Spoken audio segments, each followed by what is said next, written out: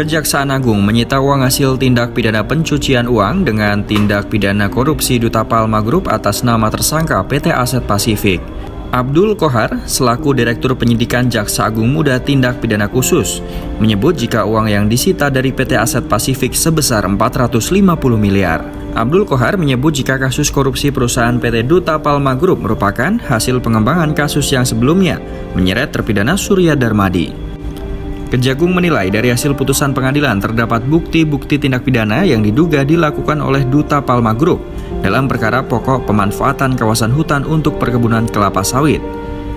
Dalam kasus ini, Kejagung juga telah menetapkan 7 korporasi sebagai tersangka kasus korupsi dan pencucian uang perkebunan kelapa sawit di Indragiri Hulu. Perkara tindak pidana korupsi dalam kegiatan usaha perkebunan kelapa sawit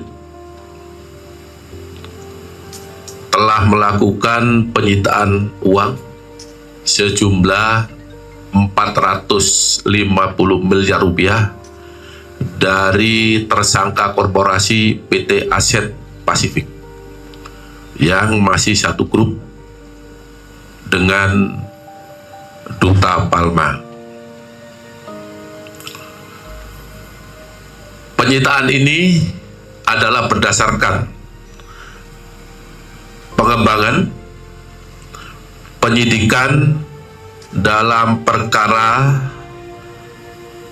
Surya Darmadi dan Raja Tamsir Rahman, mantan Bupati Indragiri Hulu yang sudah diputus dan telah mempunyai kekuatan hukum tetap.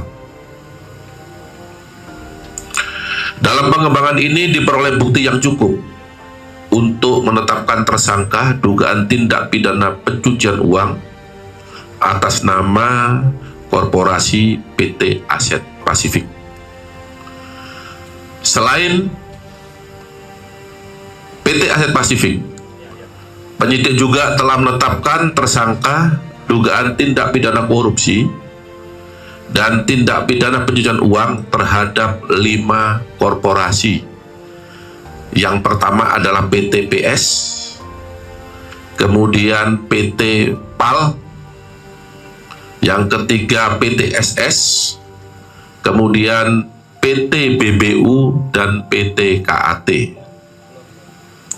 Selain daripada itu, penyidik juga telah menetapkan 1 tersangka tindak pidana pencucian uang atas nama korporasi PT Darmek PlayStation.